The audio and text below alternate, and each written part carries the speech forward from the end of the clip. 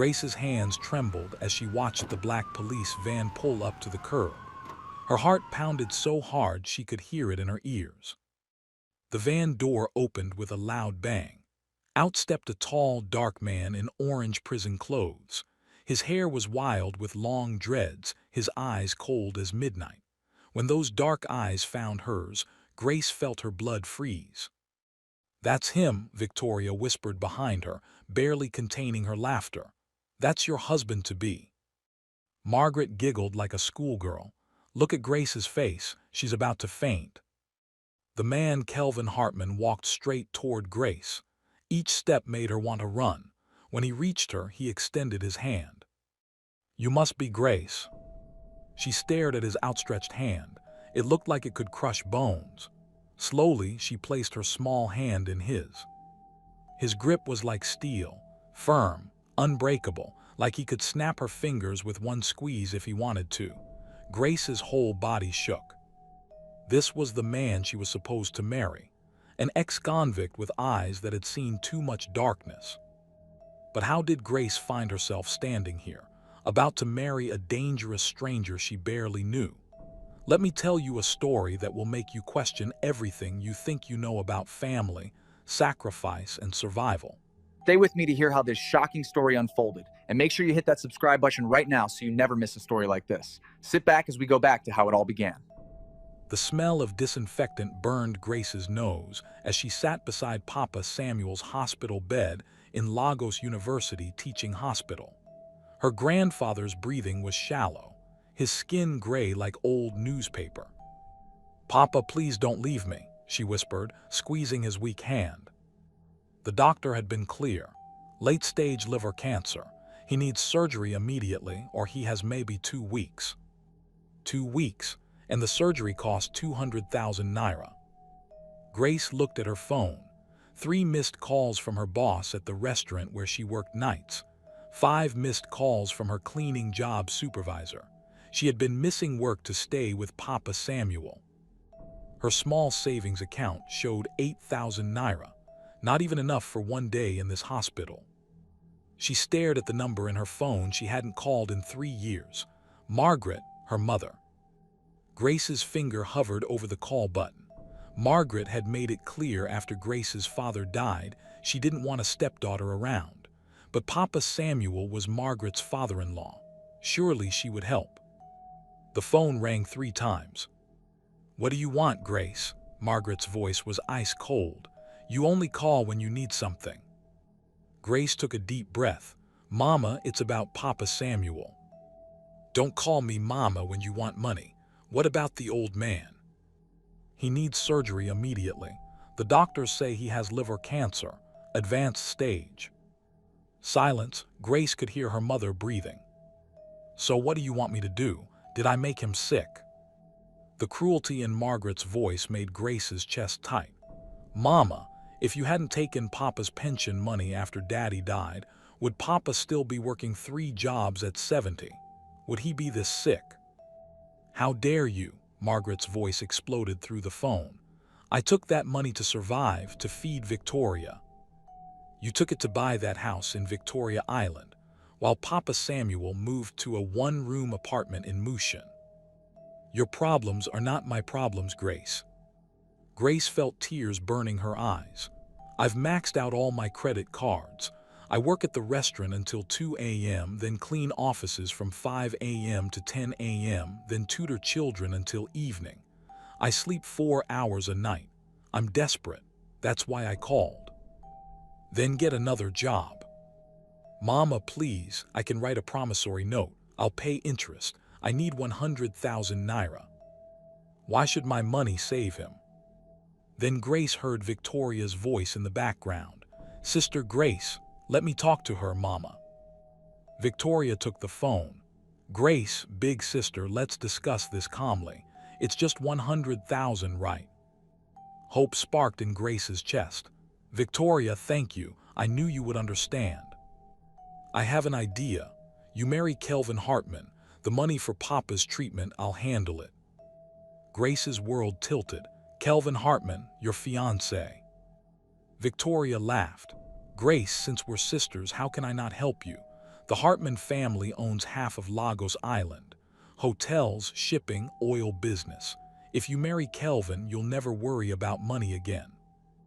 But Victoria, he's your man. You love him. Kelvin got kicked out by his family 6 months ago. Everyone in Lagos knows. He's been in and out of prison for fighting. There are videos online of him beating people bloody. Grace felt sick. You want me to marry a violent criminal? Think about Papa Samuel, Grace. Do you want him to die because you're scared? Margaret took the phone back. Grace, Victoria is being generous. Both of you are my daughters. I care about you equally. Equally? Margaret had never visited Grace once in 3 years. I need time to think. Papa Samuel doesn't have time, Victoria said. The surgery is needed this week. Grace looked at her grandfather's pale face. His eyes opened slowly. Grace, my child, he whispered. Don't worry about me, you've done enough. No, Papa, I won't let you die. She took the phone back. Fine, I'll marry Kelvin, but I have conditions. Margaret's voice turned sharp. You're in no position to make demands. 200,000 naira, not 100. Are you crazy? What if you run away with the money? I'm not like you, Mama. I don't abandon family. Grace's voice grew stronger. 20,000 now for Papa's immediate care, the rest after the wedding. She heard Margaret and Victoria whispering. Fine, Margaret said, but the wedding happens in 3 days. 3 days, that's impossible. Kelvin gets released from prison tomorrow. He's been there for assault charges. The wedding is Friday or no deal. Grace's blood went cold. Prison, what did he do? Beat up 3 men at a bar, sent one to intensive care. But don't worry, the charges were dropped. Rich family connections. The line went dead. Grace stared at her phone. She had just agreed to marry a violent stranger to save her grandfather's life. Her phone buzzed immediately. Unknown number. Hello, Grace. This is Kelvin Hartman. Victoria gave me your number. We need to meet. Grace's hands shook as she typed. When? Tomorrow when I get out. Victoria will bring you to see me. That night, Grace couldn't close her eyes. Every time she tried to sleep, she imagined Kelvin's hands around her throat. What kind of man beats 3 people at once? What kind of animal was she about to marry? She looked at Papa Samuel sleeping peacefully for the first time in weeks. The 20,000 naira had gotten him proper pain medication and a private room. Papa, I hope I'm doing the right thing, she whispered. The next morning, Victoria arrived in her new BMW, wearing designer clothes that cost more than Grace made in 6 months. Ready to meet your husband? Victoria asked, her smile cruel. Why are you really doing this, Victoria? You claim you love Kelvin. Victoria's laugh was bitter. Love, Grace, grow up. Kelvin was useful when his family accepted him. Now he's broke and dangerous. I found someone better, someone clean. So you're throwing him to me like garbage. I'm giving you a chance to save Papa Samuel. Stop being ungrateful. They drove through Lagos traffic toward a police station in Ikoyi. Victoria's music was too loud, her perfume too strong. Everything about her seemed fake. Victoria, what if Kelvin hurts me? Then you'll learn to be stronger. Marriage isn't a fairy tale, Grace. At the police station, they waited outside by Victoria's car. Other families were there too, waiting for their people to be released. Then Grace saw the van.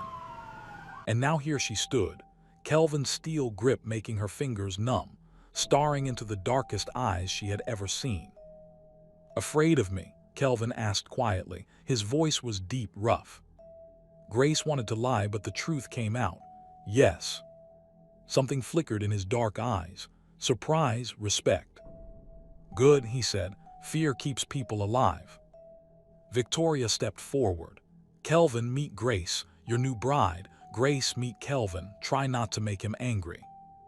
Kelvin's grip on Grace's hand tightened slightly. Not painful, but firm, like a warning. We need to talk, he told Grace. Alone. Victoria laughed. I'll leave you two lovebirds to get acquainted. Grace, try not to disappoint him. As Victoria and Margaret drove away, Grace found herself alone with a man who looked like he could kill someone with his bare hands. Kelvin studied her face for a long moment. You're not what I expected. What did you expect? Someone like Victoria, greedy, fake. Grace lifted her chin. I'm nothing like Victoria. Then why are you marrying a stranger? Grace met his dark stare. Why are you marrying me? Kelvin's mouth curved into something that wasn't quite a smile. Because sometimes the devil you know is worse than the devil you don't. Sometimes life forces us to choose between impossible options. Grace chose to trust a dangerous stranger rather than let her grandfather die. But what secrets was Kelvin hiding? And why did a man from Lagos's richest family end up in prison clothes? After leaving the police station, Kelvin brought Grace to a small apartment in Lekki Phase 1. Not the mansion she expected from Lagos's richest family, but clean and simple. This is where I live now, Kelvin said, opening the door. Not the Hartman estate in Ikoyi, but its home. Grace looked around. One bedroom, small kitchen, basic furniture. Everything was neat, organized. Not what she expected from a violent criminal. You're surprised, Kelvin observed. I thought it would be different. Messier, more dangerous. Kelvin's dark eyes studied her. What else did Victoria tell you about me? Grace hesitated. That you beat up 3 men, that you're violent. Kelvin was quiet for a long moment. Then he walked to the kitchen and started making tea. His movements were careful, controlled. The 3 men were trying to rape a girl outside a club, he said without turning around. She couldn't have been more than 16. They had her cornered in an alley. Grace's breath caught. What? I didn't plan to fight them. I told them to stop. They laughed, said they would make me watch. Kelvin's voice was flat, emotionless. So I stopped them. You saved her. I stopped them. Kelvin brought Grace a cup of tea. The girl ran away before police came. The 3 men were sons of politicians. Their story was that I attacked them for no reason. Grace studied Kelvin's face. No pride, no boasting, just facts. Why didn't you tell the truth in court? Who would believe an ex-convict over 3 rich boys? Kelvin shrugged. Besides, the truth doesn't matter to people like your sister. Grace felt a chill. What do you mean? Victoria knows exactly who I am. She's been planning this for months. Planning what? Kelvin sat across from Grace. Sit down. There are things you need to know before tomorrow. Grace's legs felt weak. She sat. 6 months ago, my family discovered I had been secretly giving money to orphanages and schools in Mushin and Agegunnel. Millions of naira. That's good, right? Kelvin's laugh was bitter. Not to the Hartman family. They said I was embarrassing them, wasting money on worthless people. Grace felt anger rising in her chest. Worthless people, those are children. Exactly what I said, so they cut me off, froze all my accounts, kicked me out of the family business. But you're still their son. To them, I'm a disappointment, a failure who cares more about street children than family profit. Grace was quiet, processing this. The man everyone called violent was actually helping children. So how do you survive? I drive for ride-sharing apps. I do construction work. I survive. Grace looked around the simple apartment with new eyes. Kelvin Hartman, heir to billions, was living like a regular Lagos man because he chose to help children. Victoria knows all this. Victoria knows everything. She also knows my family wants me to marry someone suitable to restore my reputation, someone they can control. The pieces clicked in Grace's mind.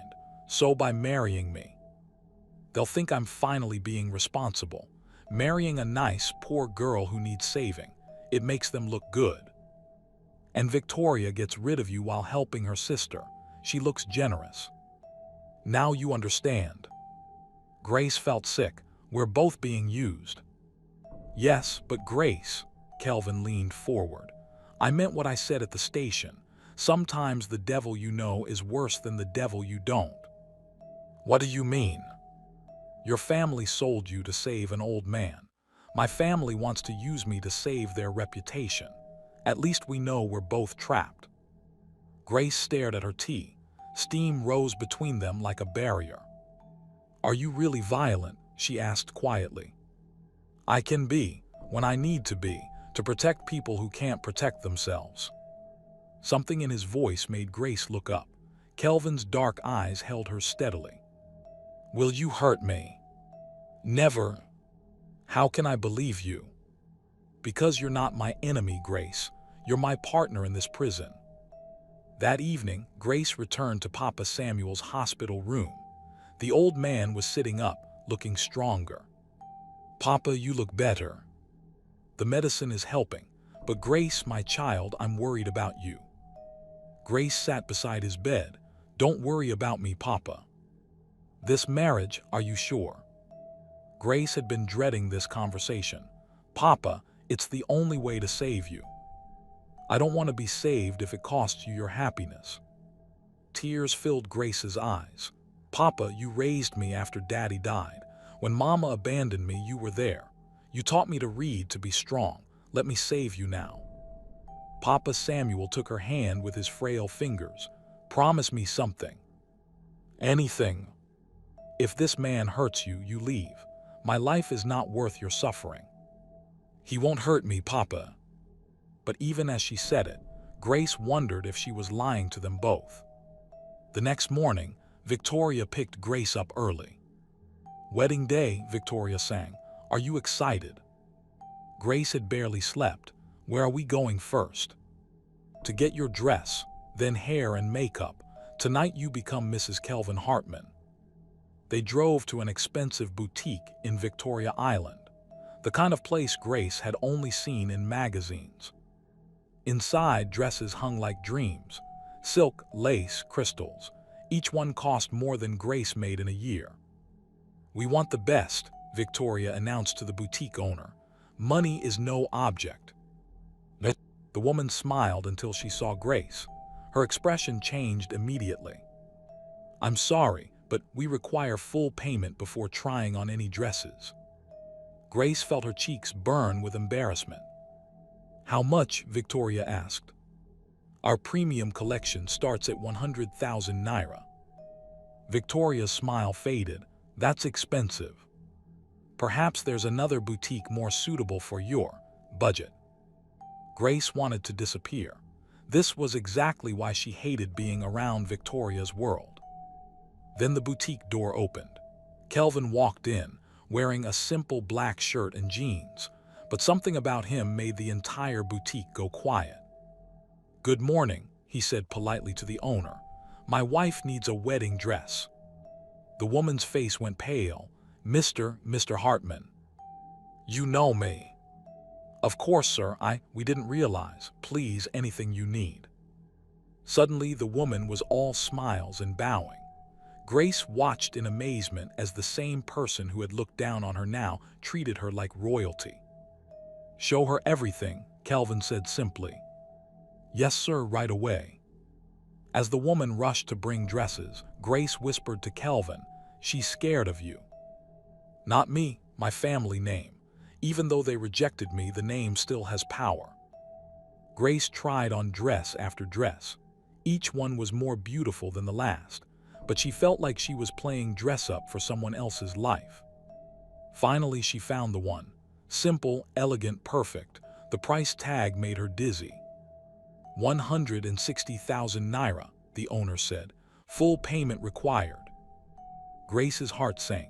That was almost Papa Samuel's entire surgery cost. Don't worry about the price, Kelvin said quietly. My wife deserves the best. He pulled out a card and paid without blinking. As they left the boutique, Grace felt overwhelmed. You didn't have to do that. Yes, I did. You're going to be my wife. Even if it's not a real marriage, you deserve to feel beautiful. But the money... Grace, I may be poor by Hartman standards, but I'm not completely broke. Let me do this one thing right. That afternoon, Victoria took Grace to a salon. Hair, makeup, nails. Grace had never been pampered like this. You look like a princess, the makeup artist said.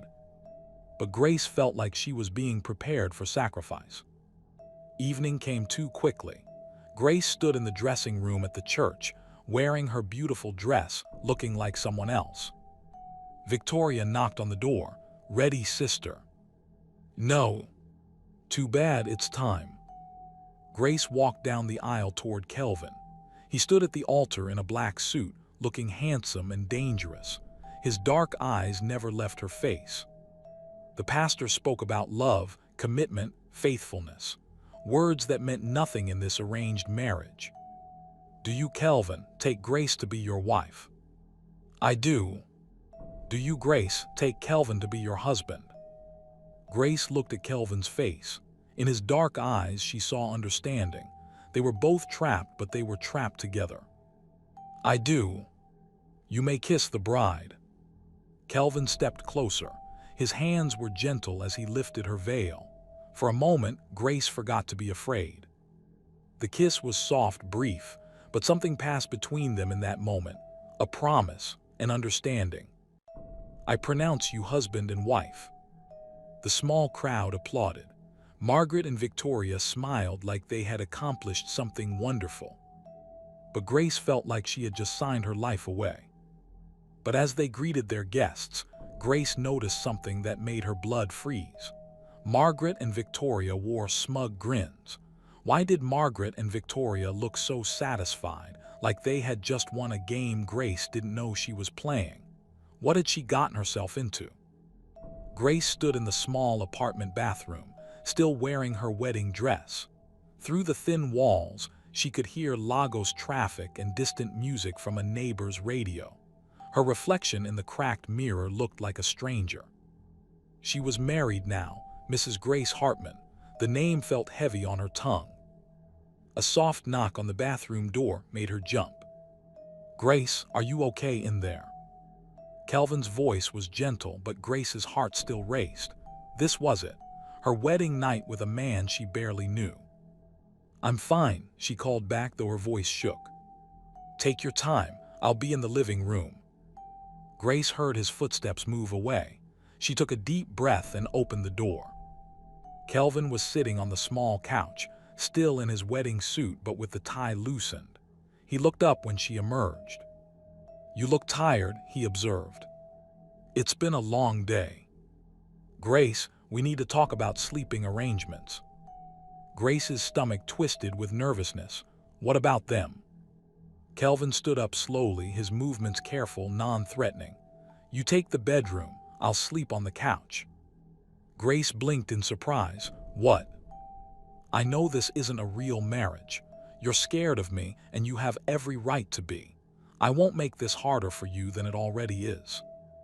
Relief flooded through Grace so strongly her knees almost buckled. You're not going to. No, never without your permission, and probably not even then, considering the circumstances. Grace studied his face. Why are you being kind to me? Because someone should be. The simple answer hit Grace harder than any grand speech. When was the last time someone had been kind to her just because she deserved it? Thank you, she whispered. Don't thank me for basic human decency. That night, Grace lay in Kelvin's bed while he slept on the couch. The sheets smelled like soap and something masculine but clean. She stared at the ceiling, listening to the sounds of Lagos at night. Tomorrow she would have to face her new life. But tonight, for the first time in months, she felt safe. The next morning, Grace woke to the smell of coffee and something cooking. She found Kelvin in the small kitchen, making breakfast. Good morning, Mrs. Hartman, he said with a slight smile. Don't call me that, it sounds strange. You'll get used to it, coffee. Grace accepted the cup gratefully. You cook.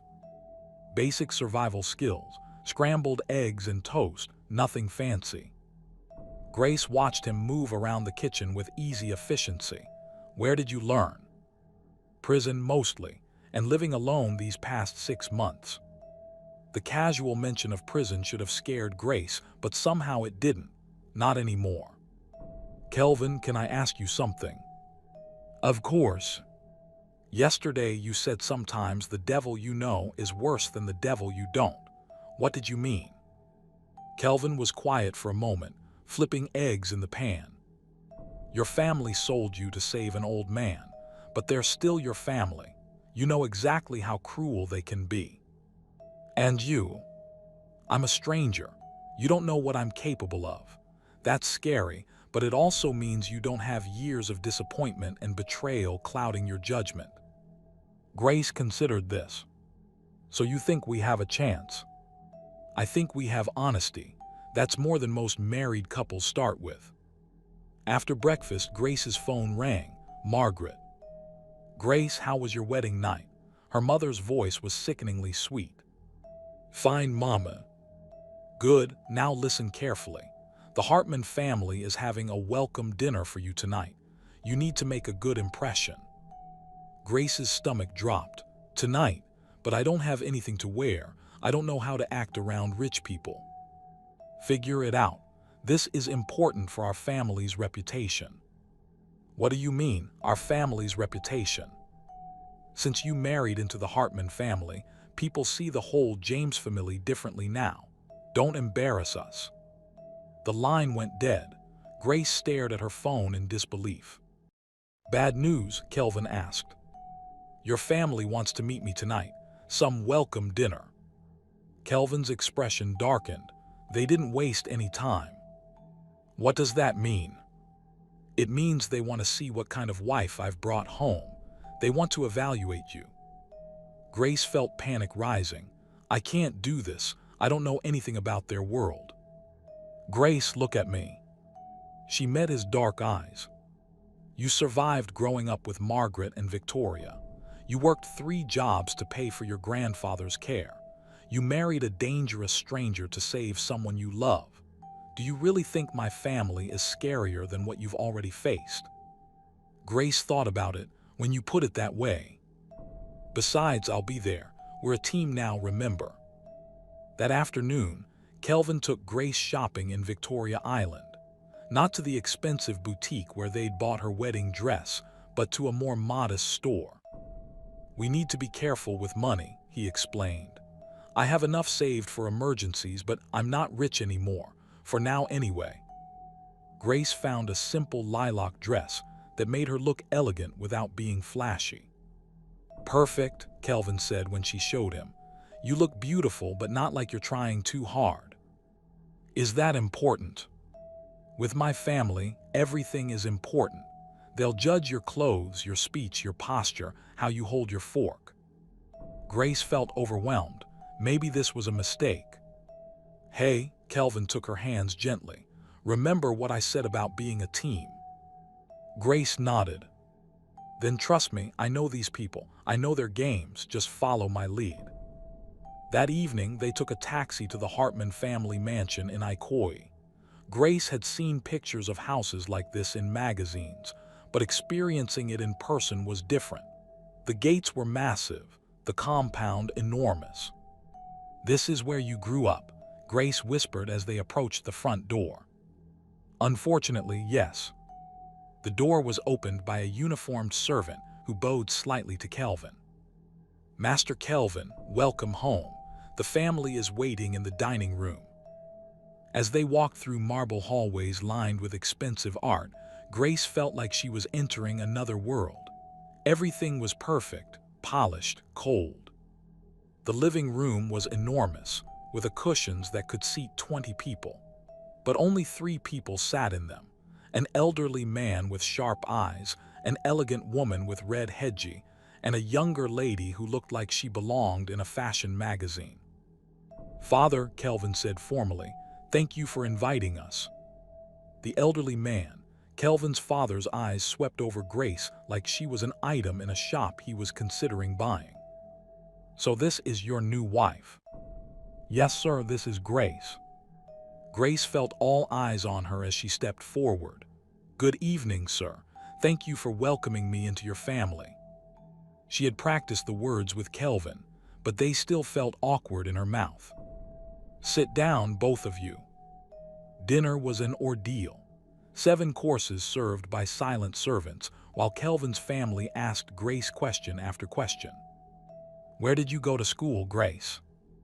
"Lago State University, Ma." "What did you study?" "Accounting." "And what work do you do?" Grace hesitated. Should she mention her 3 jobs, the restaurant, the cleaning, the tutoring? "I work in customer service," she said finally.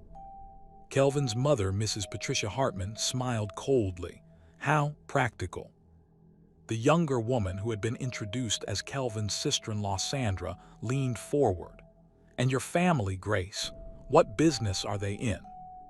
"My stepfather works in construction." "Construction," Mr. Hartman repeated slowly. "I see." Grace felt like a bug under a microscope. Every answer seemed to disappoint them more. "Tell me, Grace," Mr. Hartman said as dessert was served, "what made you want to marry my son?" The question hung in the air like a trap.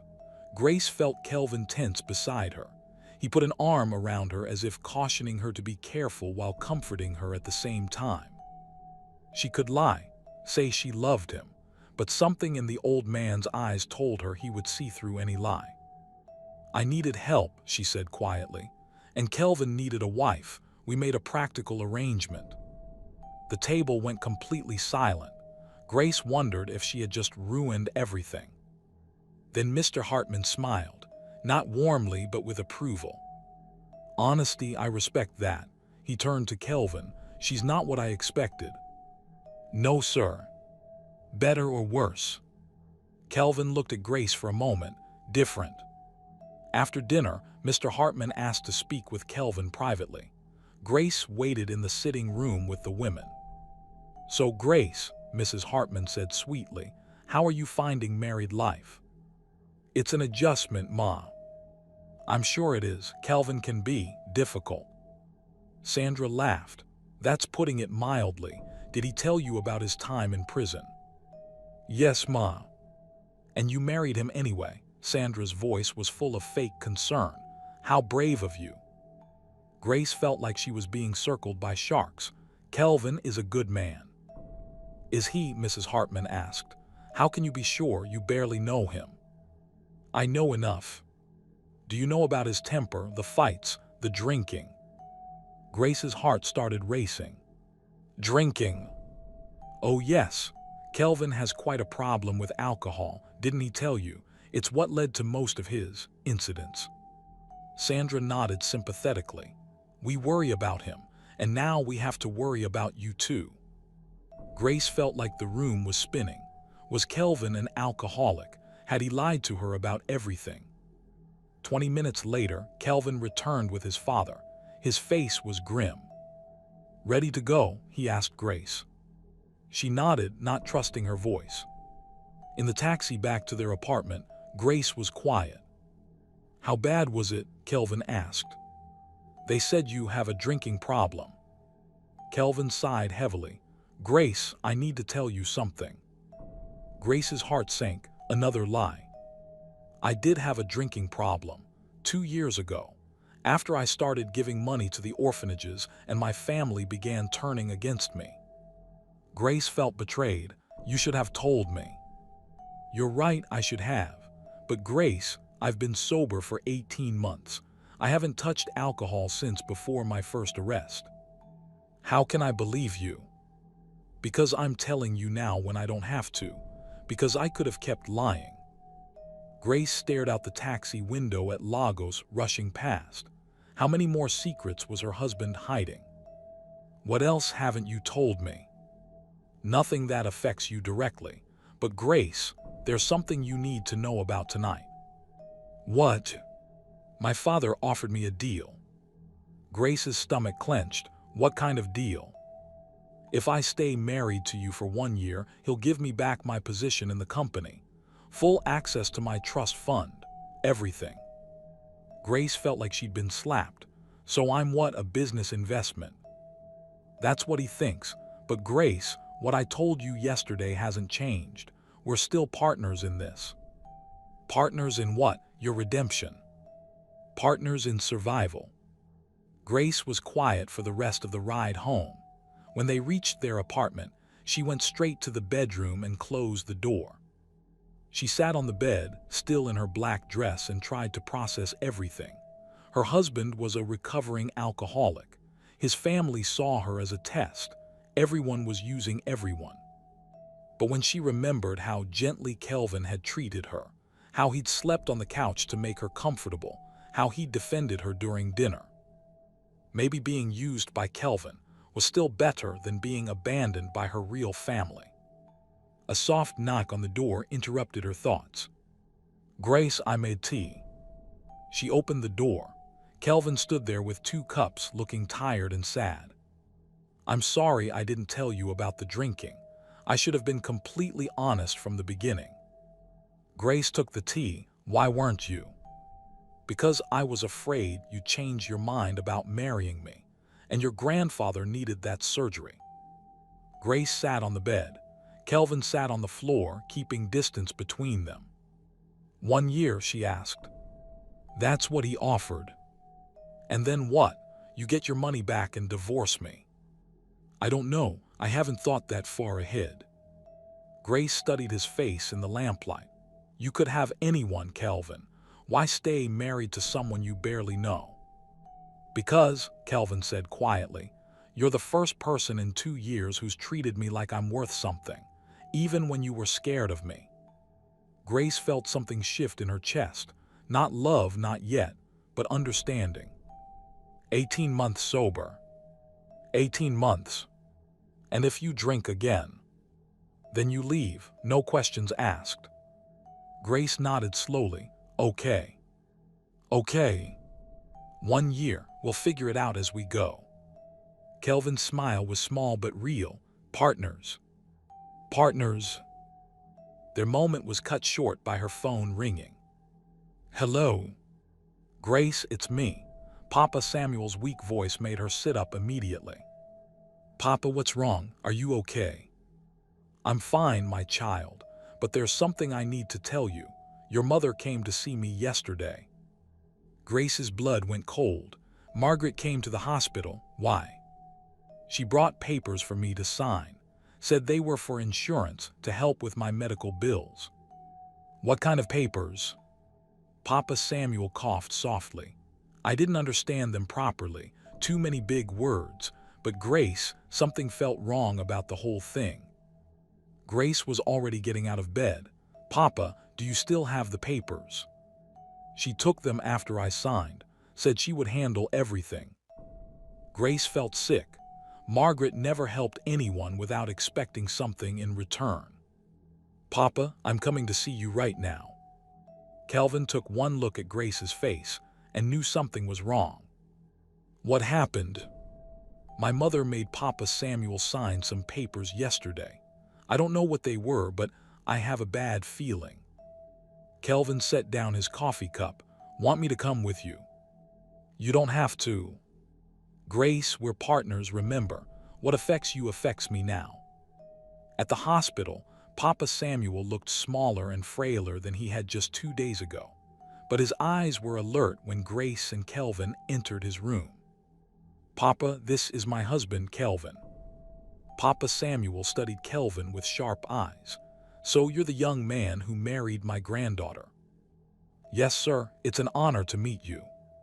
"Sit down, both of you. We need to talk." Papa Samuel told them exactly what had happened. Margaret had arrived with Victoria and another woman Grace didn't recognize. She said the papers were to make sure my medical bills were covered by insurance, that the Hartman family had special insurance that could help. Grace and Kelvin exchanged glances. There was no special insurance. "Did they say anything else, Papa?" "The other woman, the one I didn't know, she kept asking questions about you, Grace, about your marriage, about where you live now." "What kind of questions?" "Whether you seemed happy, whether your husband treated you well, whether you had mentioned any problems." Kelvin's jaw tightened. "What did you tell them?" "I told them Grace looked happier than she had in months, that her husband seemed like a good man who cared about her. Grace felt warmth spread through her chest. Papa Samuel approved of Kelvin. "Papa, I need to ask you something important. Do you remember exactly what those papers said?" Papa Samuel closed his eyes, thinking. Something about medical power of attorney, and something about property transfer in case of emergency. Grace's heart stopped. Property transfer.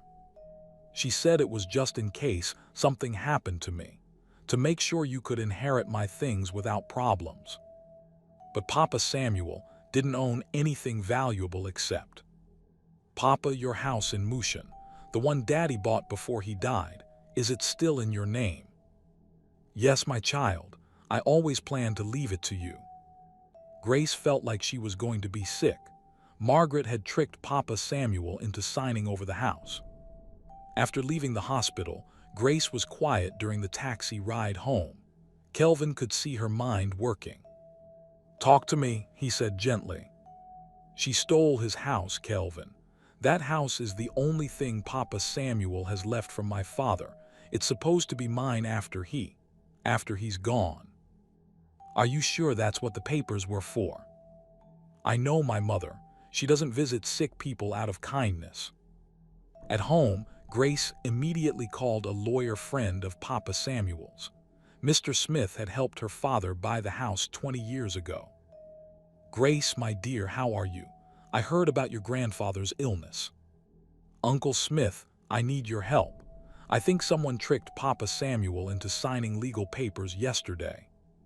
"What kind of papers?" Grace explained everything. Uncle Smith was quiet for a long moment. "Grace, this is very serious. If your mother made him sign a property transfer under false pretenses, that's fraud." "What can we do?" "First, I need to see exactly what papers were filed. Can you come to my office this afternoon?" Grace hung up and found Kelvin watching her with concern. "The lawyer wants to see us this afternoon." "Us? I mean me, you don't have to." "Grace, stop doing that." "Doing what?" "Acting like you're alone in this. We're married now. Your problems are my problems." Grace stared at him. "Why do you care so much? This isn't your fight." Kelvin was quiet for a moment. "Do you know what it's like to have a family that only sees you as something to use?" Grace nodded slowly. "Then you know why I care. Because maybe we can protect each other from people like that." That afternoon, Uncle Smith confirmed Grace's worst fears. "She filed a deed transfer this morning. The house is now legally in Margaret's name." Grace felt like the ground was falling away beneath her. "Can we stop it?" "We can try. But Grace, your grandfather signed the papers willingly. Even if he was deceived, it will be hard to prove in court." "How much would a court case cost?" Kelvin asked. "Minimum of 500,000 naira. Maybe more if Margaret fights it." Grace's head was spinning. 500,000 naira. More money than she had ever imagined having. "There might be another way," Uncle Smith said slowly. "What way?" "If we can prove Margaret committed fraud, the police could investigate. But Grace, that would mean pressing charges against your own mother." Grace walked out of the lawyer's office feeling lost. On the street, Lagos life continued around them, people going to work, children playing, vendors selling food. Normal life while her world fell apart. "What are you thinking?" Kelvin asked as they boarded a taxi. "I'm thinking about pressing charges against my mother." "And how does that make you feel?" Grace laughed bitterly, like a terrible daughter. "Grace, look at me."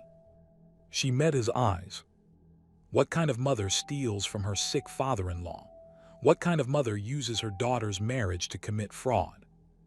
"You think that's what this is about, my marriage to you?" "I think Margaret saw an opportunity. Rich son-in-law means wealthy family connections. Maybe she thought she could use that somehow."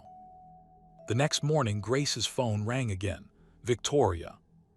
"Sister Grace, how are you enjoying married life?" Grace's voice was ice cold. "What do you want, Victoria?" So hostile, I'm calling with good news.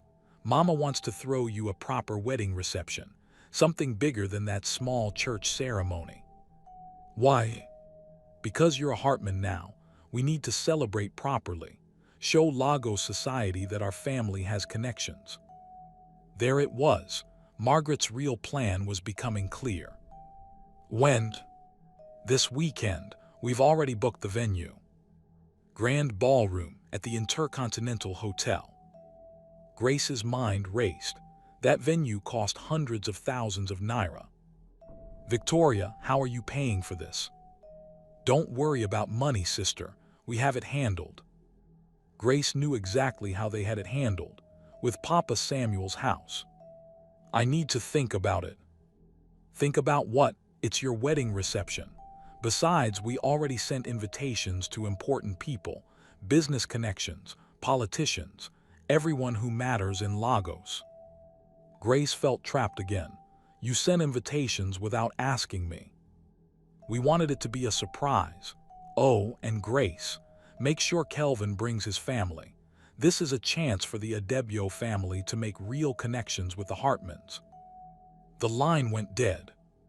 Grace stared at her phone, feeling sick. More bad news? Kelvin asked. Grace told him about the wedding reception. Kelvin's expression grew darker with every detail. They're using us, he said finally. What do you mean? Think about it, Grace.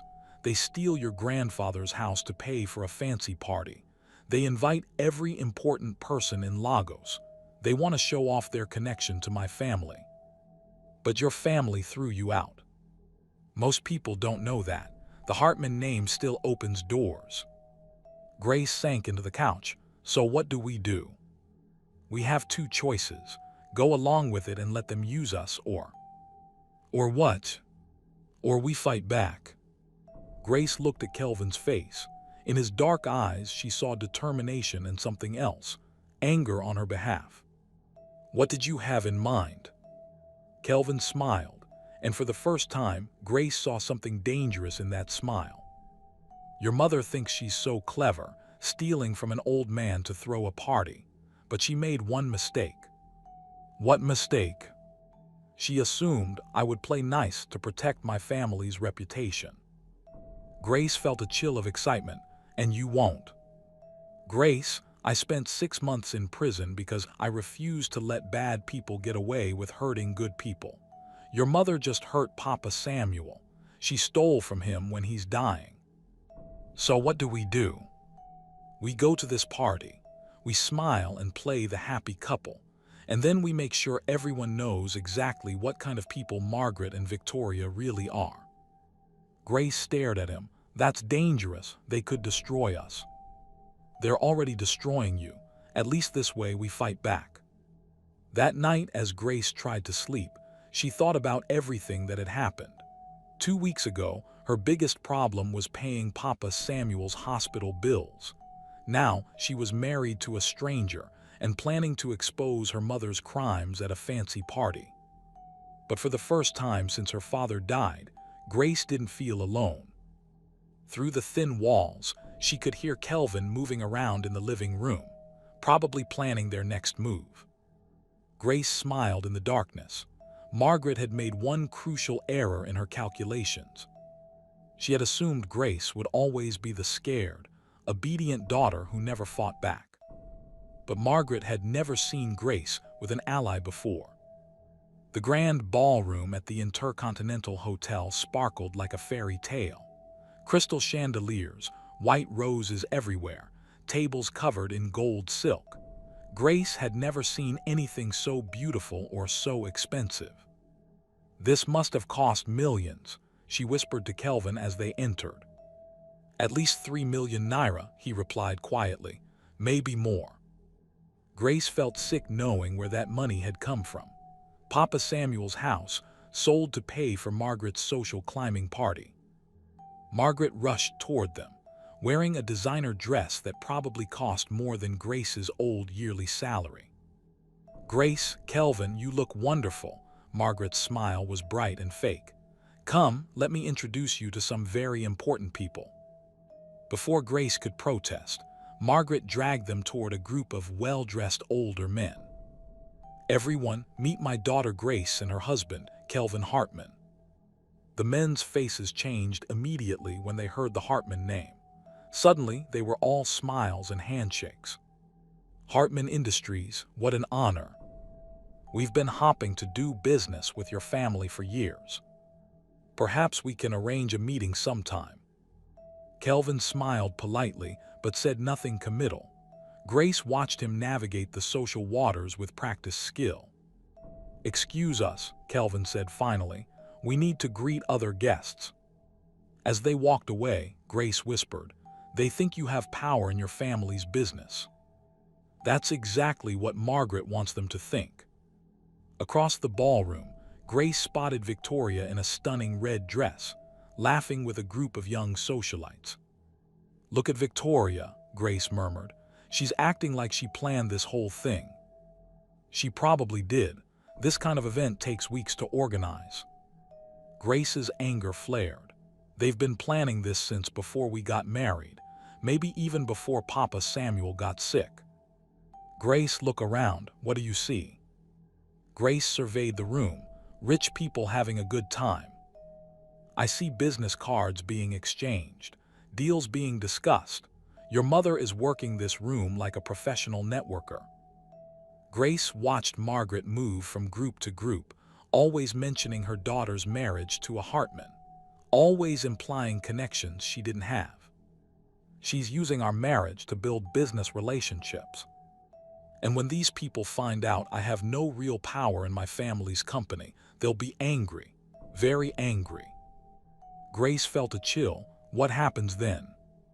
"They'll blame Margaret for lying to them, and they'll blame you for being part of the deception." Before Grace could respond, the ballroom doors opened. The Hartman family entered like royalty. Mr. and Mrs. Hartman, Kelvin's brother Marcus with his wife Sandra, and several other family members Grace didn't recognize. The room went quiet. Every eye turned toward the Hartman family. Margaret practically ran toward them, her face glowing with triumph. "Mr. and Mrs. Hartman, thank you so much for coming. This means everything to our family." Mr. Hartman's face was stone cold. "Margaret, please, let me introduce you to some of Lagos's most important business leaders." "That won't be necessary," Mrs. Hartman said icily. "We're here for family reasons only." Grace saw Margaret's face fall slightly, but she recovered quickly. The evening continued with dinner and speeches. Victoria gave a toast about family unity and new beginnings. Margaret spoke about how proud she was of her daughter's marriage. But Grace noticed the Hartman family saying nothing. They sat like statues, eating in silence. During the main course, Kelvin leaned close to Grace's ear. "My father wants to talk to you privately after dinner." Grace's stomach dropped. "About what?" "I don't know, but Grace, whatever he says, remember that we're partners." After dinner, Mr. Hartman approached Grace. "Mrs. Hartman, may I speak with you privately?" Grace looked at Kelvin, who nodded encouragingly.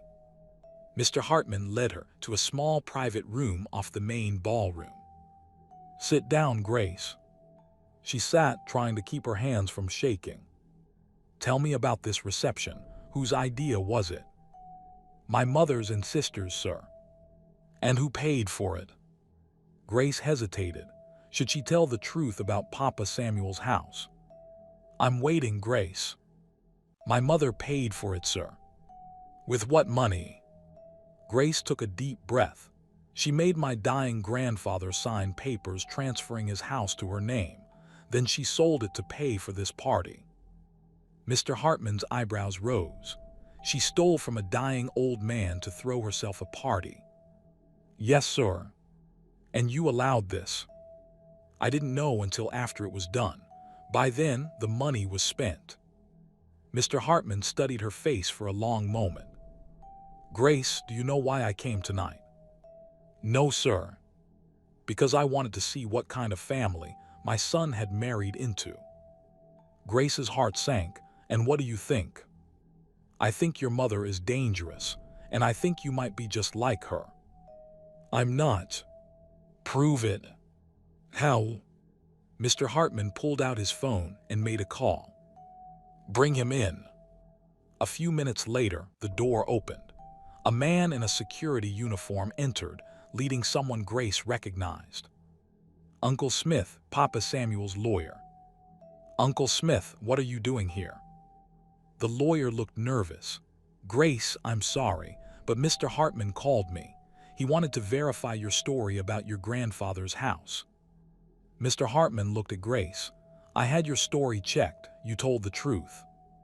Grace felt confused. "Why did you need to check?" "Because your mother told me a different story entirely." "What did she tell you?" "She said you asked her to help you get money for this reception. She said you wanted to impress my family." Grace's world tilted. "That's not true." "I know, that's why I had it investigated." Mr. Hartman's voice softened slightly. "Grace, your mother isn't just using you, she's trying to destroy you." "What do you mean?" "She's been spreading rumors around Lagos that you married Kelvin for money, that you're a gold digger who manipulated a troubled man." Grace felt like she couldn't breathe. Why would she do that? "Because if people believe you're a gold digger, then when your marriage fails, no one will blame her. They'll blame you." "But why would she want my marriage to fail?" Uncle Smith spoke quietly. "Because she has another plan, Grace. She's been meeting with lawyers about getting power of attorney over you." "What?" "If your marriage falls apart, if people think you're unstable or unfit, she can claim you need someone to manage your affairs." The pieces fell into place in Grace's mind. "She wants control over any money I might get from Kelvin." "Exactly," Mr. Hartman said. "She's playing a very long game." Grace sat in stunned silence. Her mother hadn't just stolen Papa Samuel's house. She was trying to steal Grace's entire future. "What do I do?" she whispered.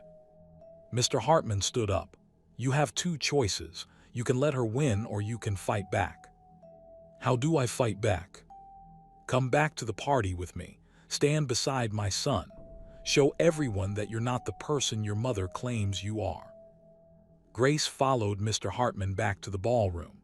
The party was in full swing, but she felt like she was seeing everything through new eyes.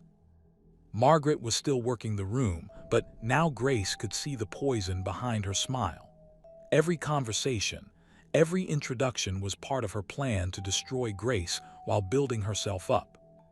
Kelvin appeared beside her immediately. "What happened? You look pale." Grace quickly told him everything Mr. Hartman had revealed. Kelvin's face grew darker with every word.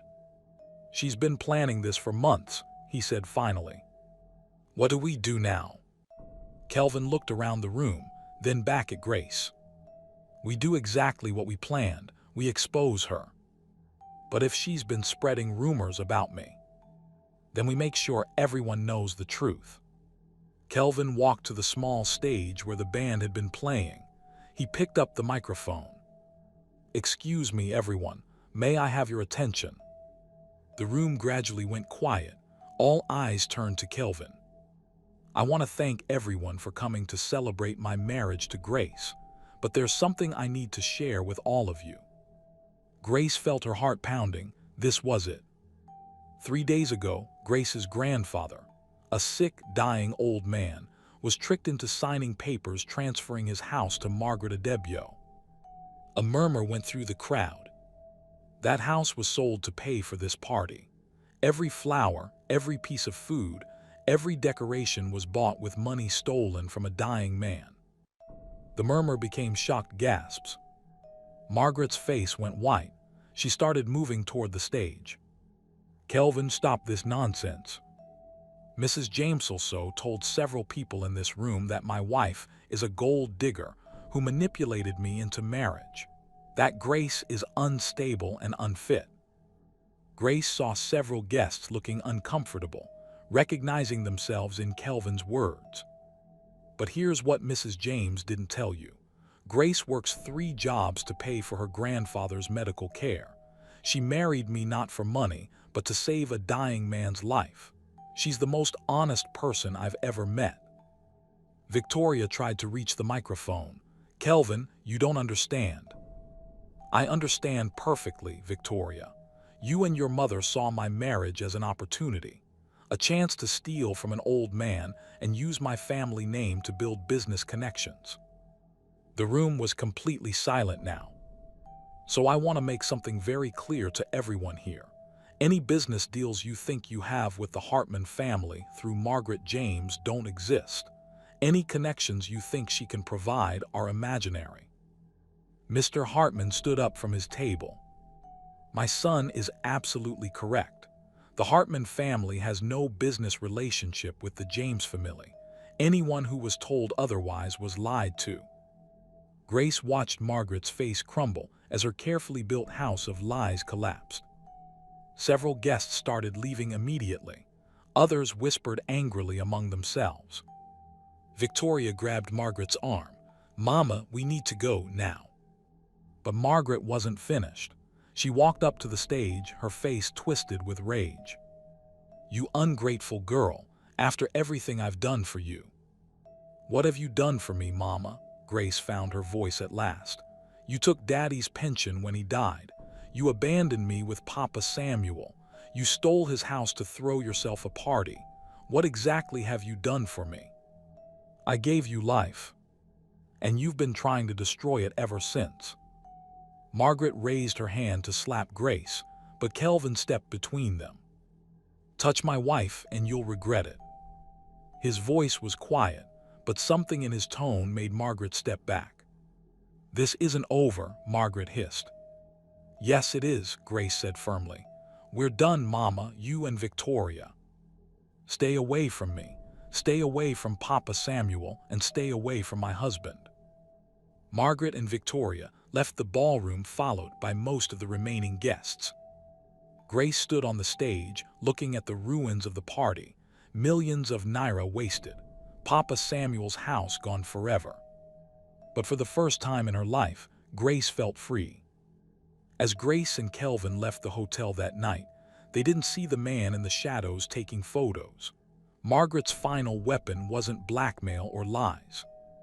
It was much worse than that. Grace woke up to her phone buzzing with notifications, message after message from numbers she didn't recognize. Her heart raced as she opened the first one. A photo of her and Kelvin leaving the hotel last night.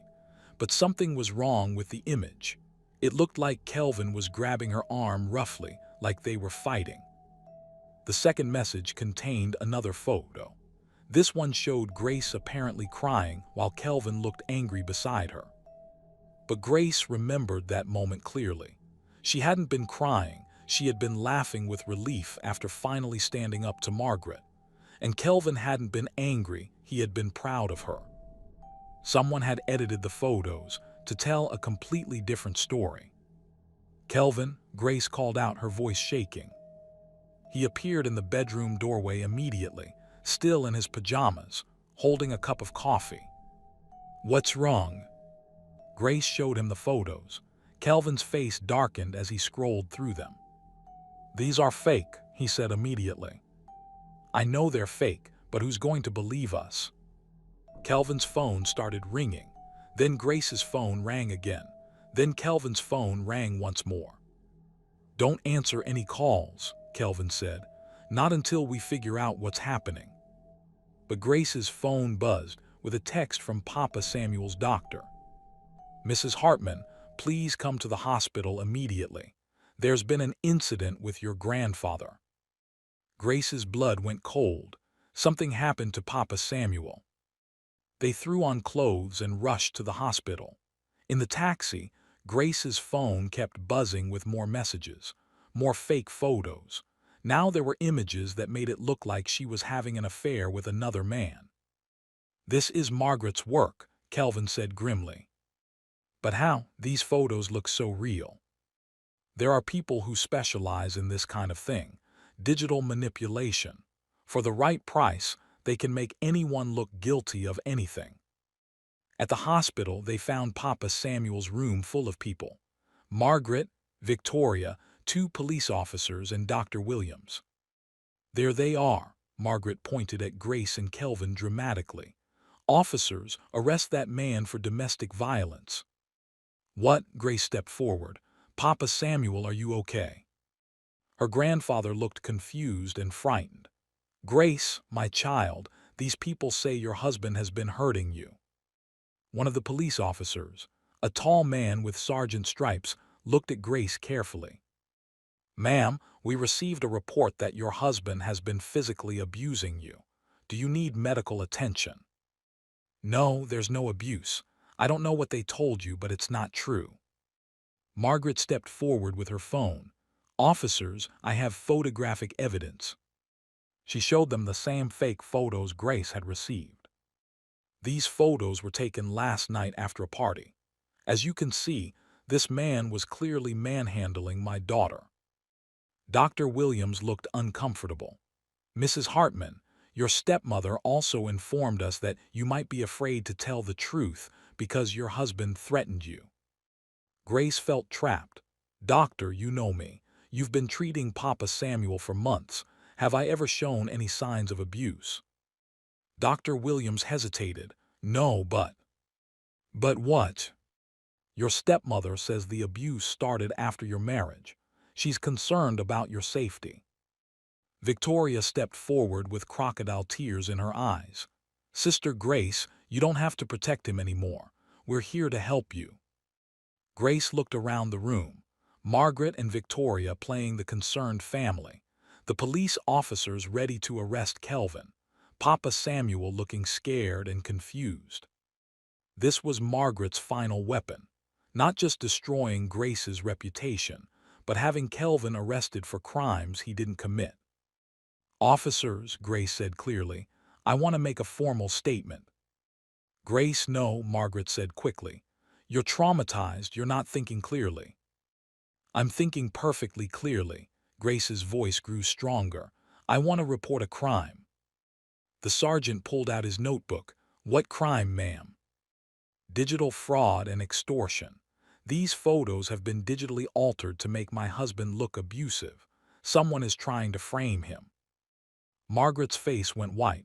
Grace, you don't know what you're saying. I know exactly what I'm saying. Mama, you hired someone to create fake photos to destroy my marriage and have my husband arrested. That's ridiculous. Kelvin pulled out his phone. Officer, I'd like to show you something. What is it, sir? Security footage from the hotel last night. Margaret's eyes went wide with panic. Kelvin played the video on his phone. It showed him and Grace leaving the hotel, laughing together. Grace was clearly happy, not crying. Kelvin was gentle with her, not rough. This is the same moment as those photos, Kelvin explained.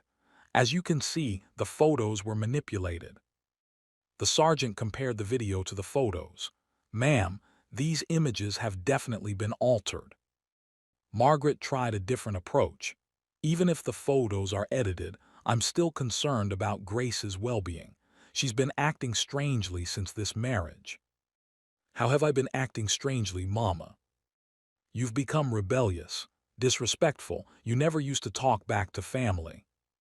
Papa Samuel spoke up weakly from his bed. Margaret, the child has become stronger, not strange. For the first time in years, Grace looks happy. Margaret whirled around. Papa Samuel, you don't understand. This man is dangerous. The only dangerous people I see in this room are you and Victoria, Papa Samuel said firmly. Dr. Williams stepped forward. Mrs. Adebio, I think there's been a misunderstanding. I've observed Mrs. Hartman many times over the past months. She shows no signs of trauma or abuse. In fact, since her marriage, she seems more confident and healthy. The sergeant looked at Margaret with suspicion. Ma'am, filing a false police report is a serious crime. I wasn't filing a false report. I was trying to protect my daughter. By showing us fake evidence. Victoria grabbed Margaret's arm. Mama, maybe we should go. But the sergeant wasn't finished. Not so fast. I need to ask you some questions about these photographs. Who created them? Where did you get them? Margaret's composure finally cracked. I don't have to answer your questions. Actually, you do. This appears to be harassment and possibly extortion. Grace watched her mother's careful plan fall apart. For months, Margaret had been building toward this moment, having Kelvin arrested and Grace declared incompetent. But she had made one crucial mistake. She had underestimated her own daughter. Officer, Grace said, I want to press charges. Grace, no, Margaret pleaded. I'm your mother. You stopped being my mother the day you chose money over family. The sergeant nodded. What charges do you want to file? Harassment, digital fraud, filing a false police report, and Grace took a deep breath, elder abuse for stealing Papa Samuel's house. Margaret's face went completely pale. You can't prove I stole anything. Kelvin stepped forward. Actually, we can. He pulled out a folder of documents. Uncle Smith provided us with copies of all the paperwork. The signatures don't match Papa Samuel's usual signature. We had a handwriting expert examine them. Grace stared at Kelvin. When did you do this? Yesterday, after we talked to my father. I wanted to be prepared for whatever Margaret tried next. The sergeant took the folder. We'll need to investigate this thoroughly. Ma'am, he looked at Margaret, you'll need to come to the station for questioning. This is ridiculous. I won't be treated like a criminal. You committed crimes, Grace said simply. Multiple crimes. Against me, against Papa Samuel, against Kelvin. Victoria tried one last desperate move. Grace, think about what you're doing. If Mama goes to jail, it will be all over Lagos. Everyone will know. Good, Grace replied. Let everyone know what happens when you mess with people who can't defend themselves. As the police led Margaret away, she turned back to Grace with pure hatred in her eyes. You'll regret this, Grace. I'm still your mother. You need me. No, Mama. I needed you when I was 7 and Daddy died. I needed you when I was 16 and working to pay for school. I needed you when I was 23 and Papa Samuel got sick, but you were never there. Grace's voice grew stronger with each word. I don't need you anymore. I have people who actually care about me now. Victoria followed the police and Margaret out, shooting Grace one last venomous look. After they left, the hospital room felt peaceful for the first time in hours. Papa Samuel reached for Grace's hand. My child, I'm proud of you. Are you really okay, Papa? They didn't hurt you. They scared me with their lies about Kelvin, but I knew in my heart that any man you chose would be a good man. Dr. Williams checked Papa Samuel's vitals. All this stress isn't good for his recovery, but his blood pressure is actually better now than it was this morning. Why? Grace asked. Sometimes holding in worry and fear is worse for the body than releasing it. Your grandfather has been worried about you for months. Now that he sees you're safe and strong, his body is relaxing. That evening, back at their apartment, Grace and Kelvin sat on the couch in comfortable silence. Thank you, Grace said finally. For what? For having those documents ready, for standing by me, for believing in me. Grace, you don't need to thank me for that. Yes, I do. 6 months ago, if someone had told me I would stand up to Margaret like that, I would have laughed. I was so scared of her. What changed? Grace thought about it. I stopped being alone. Kelvin looked at her. You're not alone anymore. Neither are you. They sat quietly for a moment, both thinking about how much their lives had changed. Kelvin, can I ask you something? Anything. When you were getting those documents ready, when you were preparing to fight Margaret, why? This isn't your family. This isn't your fight. Kelvin was quiet for a long moment. Do you remember what I told you about the girl outside the nightclub? The one who was being attacked? Yes. I could have walked away. It wasn't my business. I didn't know her. But you didn't walk away. No, because some things are right or wrong regardless of whether they're your business. Grace studied his face in the lamplight, and Margaret stealing from Papa Samuel was wrong. Margaret stealing from Papa Samuel was wrong. Margaret trying to destroy you was wrong. Margaret trying to have me arrested for crimes I didn't commit was wrong. So you fought for me. I fought with you, there's a difference. Grace felt something warm spreading through her chest. Not gratitude, not relief, something deeper. What happens now? She asked. Now Margaret faces the consequences of her actions. The police will investigate.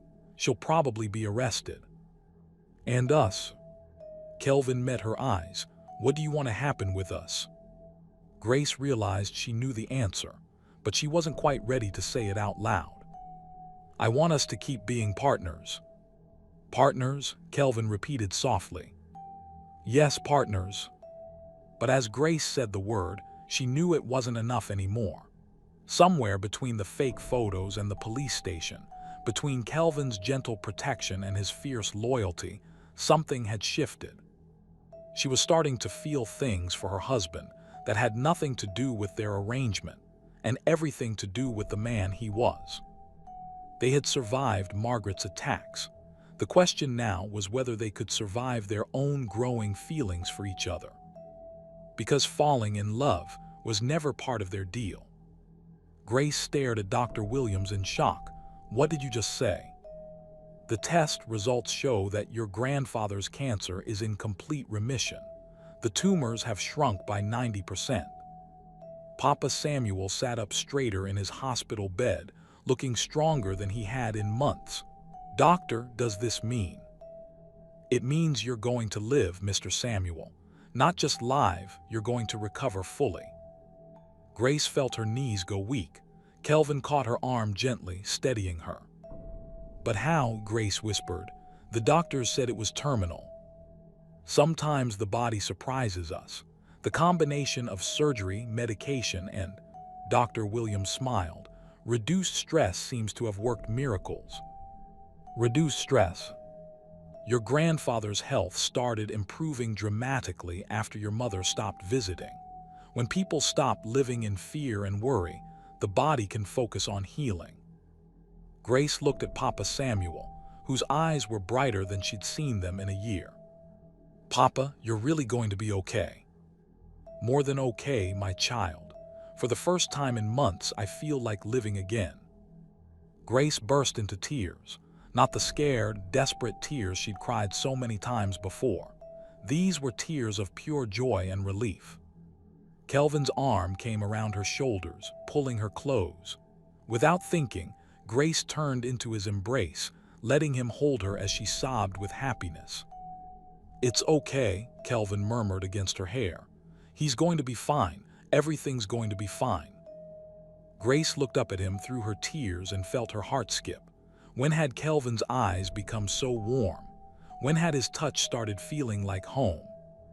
3 weeks later, Papa Samuel was released from the hospital.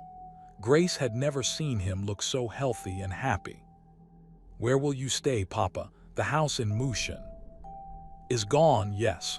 But Grace, I've been thinking, maybe it's time for a new beginning. Kelvin stepped forward. Sir, our apartment is small, but you're welcome to stay with us until you find something. Papa Samuel smiled. That's kind of you, son, but I have other plans. What plans? I want to go back to my village in Ogun State. I have a small plot of land there. I think I'd like to build a house, plant a garden, live simply. Grace felt panic rise in her chest. Papa, that's so far from Lagos. What if you get sick again? Then I'll come back. But Grace, I've spent the last year afraid of dying. Now I want to spend whatever time I have left actually living. That evening, as Papa Samuel packed his few belongings, he pulled Grace aside. My child, we need to talk. About what, Papa? About your husband. Grace felt her cheeks warm. What about him? Do you love him? The question hit Grace like a thunderbolt. Did she love Kelvin? Papa, it's complicated. We married for practical reasons. I know why you married him. I'm asking if you love him now. Grace thought about the past few weeks. Kelvin bringing her coffee every morning. Kelvin holding her when she cried. Kelvin fighting Margaret's lies with such fierce protection. Kelvin sleeping on the couch every night, giving her space she no longer wanted. "I think I do," she whispered. "Then why do you look so sad about it?" "Because it wasn't supposed to happen. We were supposed to be partners, not what? Not happy, not in love." "Papa, what if he doesn't feel the same way? What if I'm just convenient for him?" Papa Samuel took her hands in his weathered ones. "Grace, that young man looks at you like you're the sun in his sky. If you can't see that, you're not as smart as I raised you to be." That night after Papa Samuel went to sleep in the bedroom, Grace and Kelvin sat in their usual spots, her on the couch, him in the chair across from her. But something felt different. The air between them seemed charged with unspoken words. "Are you okay?" Kelvin asked. "You've been quiet since we got home." "I'm thinking about Papa Samuel leaving." "Are you going to miss him?" "Yes, but that's not what I'm thinking about." Kelvin waited for her to continue. "I'm thinking about us, about what happens when it's just you and me here." "What do you mean?" Grace took a deep breath. "Kelvin, these past few weeks, something has changed." "What's changed?" The way I feel about you has." Kelvin went very still. "Grace, let me finish. I know this wasn't part of our deal. I know we agreed to be partners, not more, but I can't pretend anymore." "Pretend what?" Grace met his eyes. "That I don't care about you, that I don't look forward to seeing you every morning, that I don't feel safe when you're near me." Kelvin stood up slowly and moved to sit beside her on the couch. "Grace, are you saying what I think you're saying?" "I'm saying that I've fallen in love with my husband, and I don't know what to do about it." Kelvin was quiet for so long that Grace started to panic. Had she ruined everything? "Kelvin, please say something." "I'm trying to find the right words." "Any words would be good right now." Kelvin turned to face her fully. "Grace, I fell in love with you the day you married me to save your grandfather's life." Grace's heart stopped. What? Was he trying to say what she thought he was trying to say? But she wasn't even beautiful. How could a man like him, a living Adonis, fall in love with a plain Jane like her? "You were so scared, but you did it anyway. You sacrificed yourself for someone you loved. That's when I knew." "Knew what?" "That you were nothing like anyone I'd ever met. That you were brave and selfless and real." Grace felt tears starting again. "But you never said anything." "Because it wasn't fair to you. You married me out of desperation, not choice. I didn't want to pressure you or make you feel trapped." "So you've been sleeping on that uncomfortable couch for months while being in love with me?" "Yes." "Why?" "Because I wanted you to choose me freely, when you were ready, if you were ever ready." Grace reached for his hands. "I'm ready now." Kelvin's smile was soft and warm. "Are you sure?" Instead of answering with words, Grace leaned forward and kissed him. It was nothing like their wedding kiss, brief and formal. This was real, soft and sweet and full of months of growing feelings. When they broke apart, Kelvin rested his forehead against hers. "I love you, Grace." "I love you too, Kelvin." "So what happens now?" Grace smiled. "Now we stop pretending this is just a business arrangement." "And start what?" "Start being married for real." That night, for the first time since their wedding, they shared the same bed. Not out of obligation or expectation, but out of love and choice. Grace woke up the next morning in Kelvin's arms, feeling more content than she ever had in her life. "Good morning, Mrs. Hartman," Kelvin murmured sleepily. "Good morning, husband. How does it feel?" "How does what feel?" "Being in love with me, instead of just married to me." Grace laughed. "It feels like the difference between surviving and living." Over the next few weeks, everything changed. Grace and Kelvin weren't just partners anymore. They were truly husband and wife. Kelvin showed Grace parts of Lagos she'd never seen. They took weekend trips to beaches in Lekki. They ate at small local restaurants Grace had never been able to afford. Grace helped Kelvin reconnect with his love of helping people. Together, they started volunteering at the orphanage in Mushin where Kelvin had been donating money. "You know what I love about this?" Grace said one Saturday as they played with the children. "What?" "We're doing good things together, as a team." "The best kind of team," Kelvin agreed. But their newfound happiness was about to be tested in ways they never expected. Grace's phone rang during lunch one day. The caller ID showed Mr. Hartman's name. "Hello, sir." "Grace, I need to speak with you and Kelvin. Can you come to my office this afternoon?" Grace's heart skipped. "Is everything okay, sir?" "Everything is fine, but there's something important I need to discuss with both of you." Grace looked at Kelvin, who had been listening. He nodded. "We'll be there, sir." 2 hours later, they sat in Mr. Hartman's impressive office in Victoria Island. The old man studied them both carefully. "I've been watching you two for the past few weeks," he began. Grace felt nervous. "Sir, the way you handled Margaret's attacks, the way you supported each other, the way you worked as a team." Kelvin leaned forward. "Father, what are you saying?" "I'm saying I was wrong about the 1-year waiting period." Grace's breath caught. "Wrong how?" Kelvin asked carefully. Mr. Hartman stood up and walked to his window overlooking Lagos Harbor. "When I made that deal, I thought you needed time to prove your marriage was real. I thought Grace might be like Victoria, interested only in money and status." "And now," Grace asked quietly, "now I see two people who genuinely care for each other. Two people who fight for what's right, not what's profitable." Mr. Hartman turned back to face them.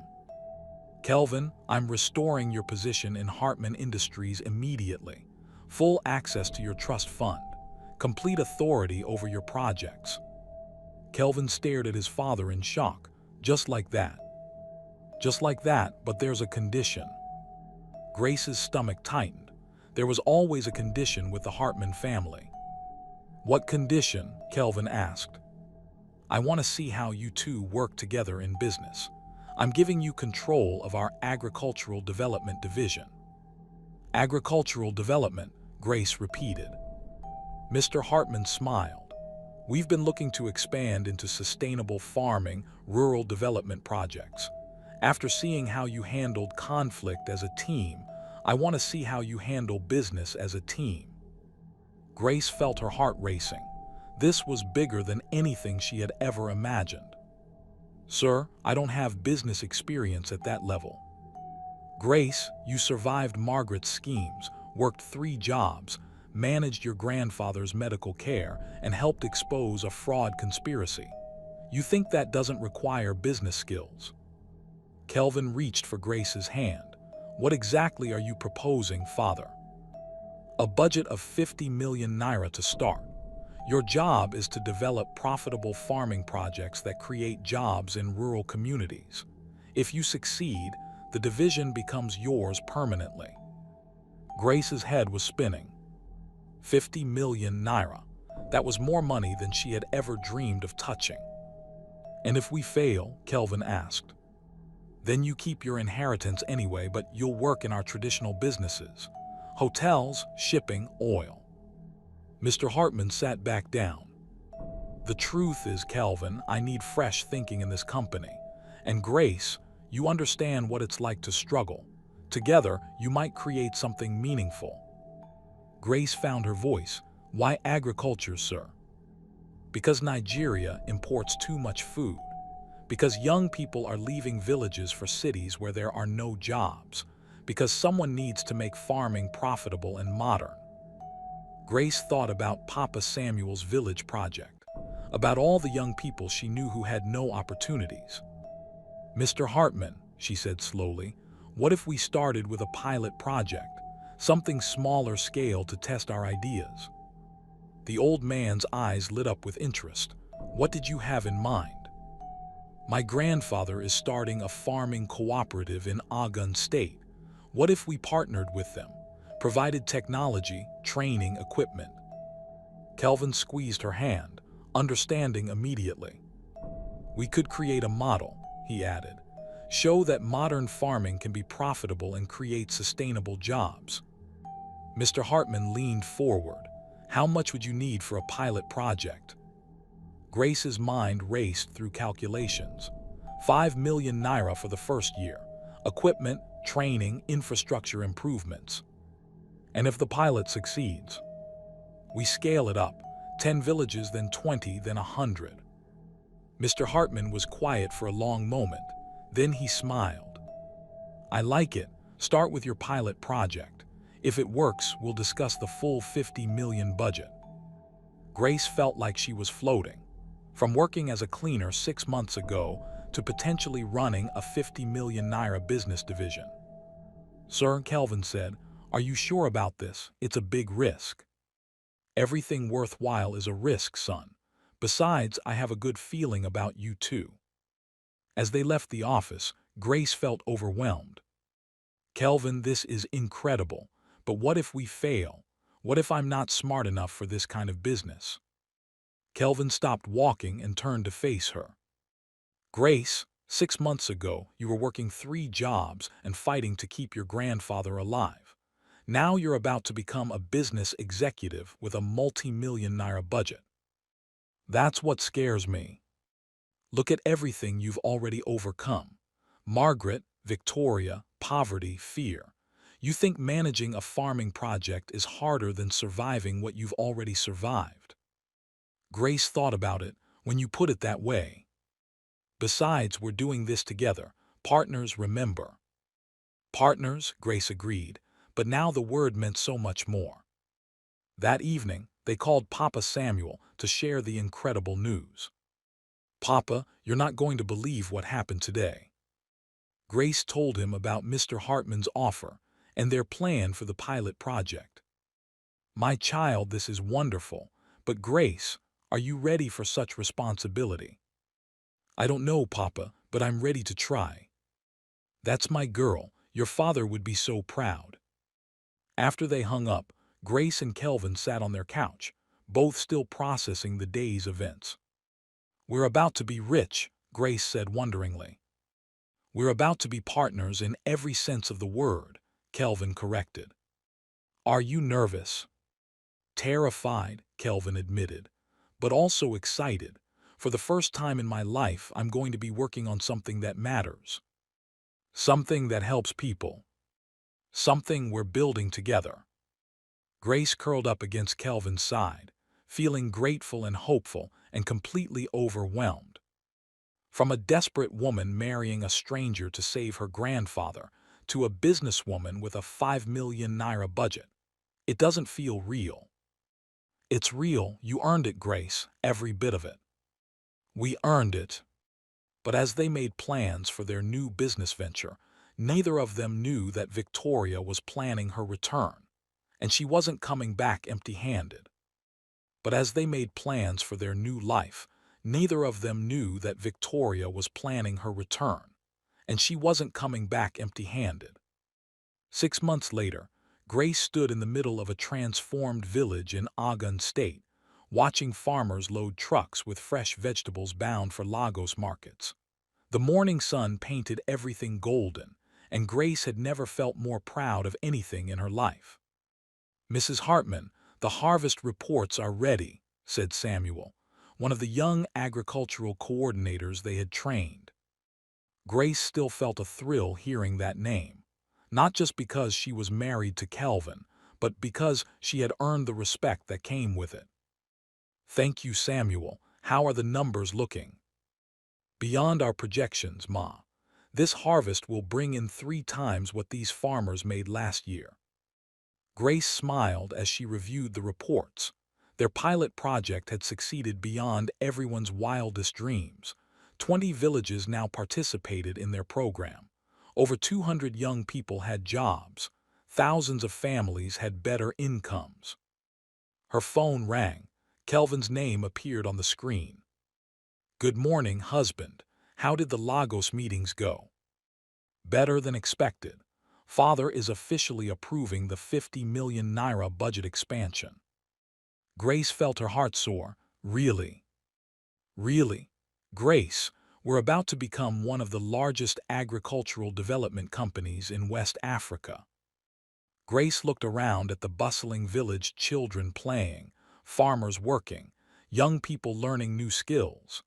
This was what 50 million naira could create across Nigeria. "I can hardly believe this is our life now," she said softly.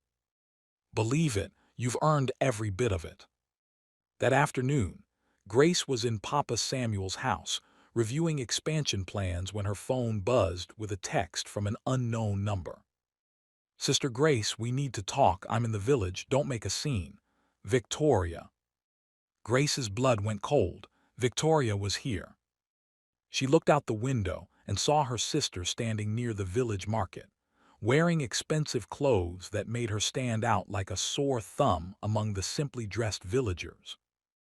Grace's first instinct was to call Kelvin, but something stopped her. For 6 months, Victoria had been gone, presumably hiding from the consequences of helping Margaret. Now she was here. Grace wanted to know why. Grace walked to the market slowly, keeping her expression neutral. Several villagers greeted her warmly as she passed. "Good afternoon, Mrs. Hartman. How is the new irrigation project going?" And Grace saw Victoria's eyes widen at the obvious respect and affection in their voices. "Hello, Victoria." "Grace?" Victoria looked her up and down, taking in Grace's simple but expensive clothes, her confident posture, the way people looked at her with admiration instead of pity. "What do you want?" "To talk privately." Grace led Victoria to a quiet area near the village school they had built. "You look different," Victoria said, and for the first time, Grace heard uncertainty in her sister's voice. "I am different. I heard about your business success, about Kelvin's inheritance, about your new life." "What do you want, Victoria?" Victoria's mask of confidence slipped slightly. "I want to apologize." Grace blinked in surprise. "What?" "For everything, for helping Mama with her schemes, for trying to destroy your marriage, for being cruel to you." Grace studied Victoria's face. "What happened to you? Where have you been?" Victoria's composure cracked. "I've been in Abuja, living with a man who promised to take care of me after Kelvin rejected me. And he threw me out when Mama got arrested, said he didn't want to be associated with criminals." Grace felt a flash of sympathy but kept her voice neutral. "I'm sorry that happened to you." "Grace, I have nothing. No money, no house, no man. Mama is in prison, I'm alone." "What do you want from me, Victoria?" "I want a chance to start over. I heard you're hearing people for your agricultural projects. I need work." Grace stared at her sister in amazement. Victoria, who had always looked down on honest work, was asking for a job. "Victoria, you tried to destroy my marriage. You helped Mama steal from Papa Samuel. Why would I trust you?" Victoria's eyes filled with tears. "Because I'm your sister, because I have nowhere else to go, because—" she took a shaky breath, "because I was wrong about everything." "Wrong about what?" "About you, about Kelvin, about what really matters." Victoria looked around at the thriving village. "I thought you were weak for marrying him. I thought you were stupid for caring about Papa Samuel. But look at what you built. Look at how people respect you." Victoria's voice broke. "I spent years trying to marry rich men, and you actually became someone worth respecting." Grace felt her anger softening, but she wasn't ready to forgive yet. "Victoria, even if I wanted to help you, how do I know you won't betray me again?" "You don't, but Grace, I have nothing left to betray you for. I lost everything because of my choices." Just then Kelvin's car pulled up. He got out and immediately walked toward Grace, his face protective and alert. "Grace, is everything okay?" Victoria looked between Grace and Kelvin, seeing the obvious love and partnership between them. "Hello, Kelvin, you look well." "Victoria," Kelvin's voice was cautious. "What are you doing here?" "I came to ask my sister for forgiveness, and for a chance." Kelvin looked at Grace questioningly. Grace appreciated that he didn't try to make the decision for her. "Kelvin, Victoria wants a job in our agricultural program." Kelvin's eyebrows rose. "Is that right?" "I know I don't deserve it," Victoria said quietly, "but I'm willing to start at the bottom, do whatever work you'll give me." Grace looked at her sister, really looked at her. Victoria's expensive clothes couldn't hide the fact that she looked tired, defeated, genuinely sorry. "Victoria, if I give you this chance, there are conditions." "Name them." "You start as a general laborer. You work in the fields, you live in the workers' quarters, you earn your way up like everyone else." Victoria nodded quickly. "You never lie to me again, about anything." "I understand. And if you cause problems for any of our workers or our program, you're gone immediately." "I agree." Grace looked at Kelvin, who nodded slightly. "There's one more thing, Victoria." "What?" "You write a letter to Papa Samuel apologizing for what you did, and you help us file paperwork to try to get his house back from Mama's estate." Victoria's face showed genuine emotion for the first time. "Grace, I'll do anything to make this right." 3 months later, Grace stood on the balcony of their new house overlooking the agricultural center they had built. It was a beautiful compound with modern facilities for training farmers, processing crops, and coordinating distribution. Below her, she could see Victoria working in the vegetable gardens alongside other trainees. Her sister had kept her word, working hard without complaint, slowly earning the respect of the other workers. Kelvin joined Grace on the balcony, wrapping his arms around her from behind. "Penny, for your thoughts. I was thinking about how much has changed. A year ago, I was cleaning offices at 5 in the morning and serving food until midnight, desperate to save Papa Samuel. And now I'm running a 50 million naira business that employs over 1,000 people. Papa Samuel is healthy and happy. We're actually making a difference in people's lives. And you're married to a man who adores you." Grace leaned back against Kelvin's chest. "That too. Do you ever miss the old life?" Grace thought about it seriously.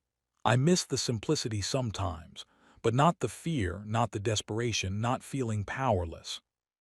"Any regrets?" "About marrying you to save Papa Samuel? Never. It was the best decision I ever made." Kelvin turned her around to face him, "Even though it started as just business." "Especially because it started as business. It means we chose to love each other. It wasn't just chemistry or romance. We built something real together." Grace's phone buzzed with a message from Papa Samuel. "My dear child, I saw the news story about your company winning the National Agriculture Innovation Award. Your father would be so proud. I am so proud. Love, Papa." Grace showed Kelvin the message, feeling tears of happiness in her eyes. "From grass to grace," Kelvin said softly. "What do you mean?" "It's an old saying, from grass to grace, from poverty to blessing, from struggle to success. That's your story, Grace." Grace looked out over their agricultural center, then at the ring on her finger, then at the man she loved who had become her true partner in every sense. "Our story," she corrected. "This is our story." As the stars came out over their little corner of Nigeria, Grace felt completely content. She had everything she had ever dreamed of and much more that she had never dared to dream. A loving marriage built on real partnership, a business that helped people and made money, the respect of her community, financial security for Papa Samuel, even a chance for Victoria to redeem herself. Grace's phone rang one last time that day. The caller ID showed Margaret's lawyer. "Mrs. Hartman, I'm calling about your mother's case." Grace stepped away from the porch. Yes. Your mother has requested to see you. She's eligible for parole in 2 years and wants to apologize in person. Grace looked back at Papa Samuel and Kelvin laughing together, at Victoria chatting with the other workers, at the thriving community they had built. Tell my mother I forgive her, Grace said quietly, but I'm not ready to see her yet, maybe someday. When she's proven she's really changed, like Victoria has. I'll pass along the message, ma'am. Grace hung up and returned to the porch. Everything okay? Kelvin asked. Everything is perfect. And for the first time in Grace's life, that was completely true. Real love isn't just about passion and romance. It's about partnership, trust, and building something meaningful together. Grace and Kelvin's love grew from mutual respect and shared values, making it stronger than any fairy tale romance. Grace learned that true success isn't just about wealth or status. It's about using your blessings to bless others. Her greatest achievement wasn't becoming rich. It was creating opportunities for hundreds of other people to improve their lives. Remember Grace's story when life feels impossible, when you feel powerless, when people underestimate you, when the future seems uncertain. Sometimes our greatest struggles prepare us for our greatest successes. From grass to grace isn't just about money or status. It's about becoming the person you were meant to be, finding love that lifts you up, and using your blessings to make the world a little bit better. That's how we all move from surviving to thriving, from fear to faith, from grass to grace.